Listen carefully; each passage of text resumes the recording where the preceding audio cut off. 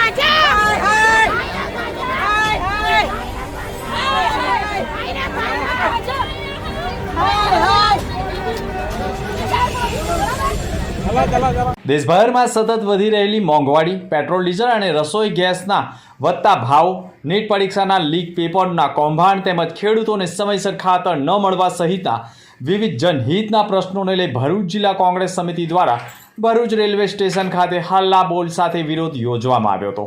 ભરૂચ જિલ્લા કોંગ્રેસ પ્રમુખ રાજેન્દ્રસિંહ રાણાએ પણ નેતૃત્વમાં યોજાયેલા કાર્યક્રમ દરમિયાન કોંગ્રેસી કાર્યકરોએ મોંઘવારીના વિરોધમાં અનોખી રીતે પ્રતિકાત્મક કાર્યક્રમો યોજ્યા હતા, જેમાં લારી ઉપર મોપેડ મૂકી વધતા પેટ્રોલ ડીઝલના ભાવોથી સામાન્ય જનતા પર પડી રહેલા આર્થિક બોજને ઉજાગર કરવામાં આવ્યો હતો।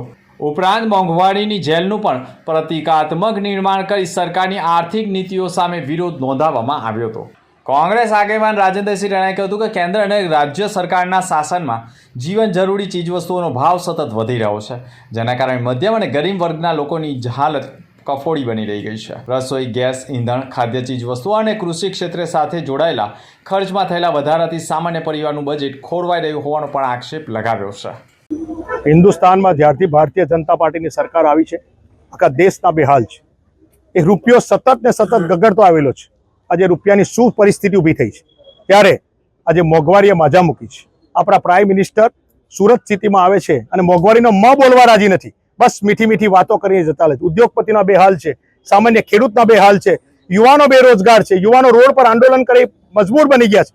આજે રોજીરોટી નથી, આજે જીવન જરૂરિયાતની વસ્તુ કરું તો આજે ગેસ, પેટ્રોલ, ડીઝલ અને જીવન જરૂરિયાત તેલથી લઈને અનાજથી લઈ તમામ વસ્તુના આસમાને 300 ગણો ભાવ વધારો છે।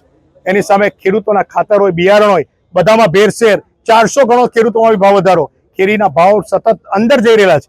એ પરિસ્થિતિમાં આજે 25,000નો પગારદાર માણસ પણ પોતાનું ગુજરાન ચલાવી શકે એવી પરિસ્થિતિ નથી। આજે તમે પણ ગણી શકો છો કે આ 25,000માં ઘર આપણું ચાલી શકે એવી ખરાબ હાલતમાં આજે હલ્લાબોલનો જિલ્લા શહેર કોંગ્રેસ સમિતિએ કાર્યક્રમ આપેલો। એની સામે પોલીસના દબાણ સામે કૂતરી દેવામાં આવેલા છે, પણ અમે આનાથી સાખી લેવાના નથી। આનાથી પણ અમે આગામી દિવસોમાં જલદ કાર્યક્રમ આપીશું।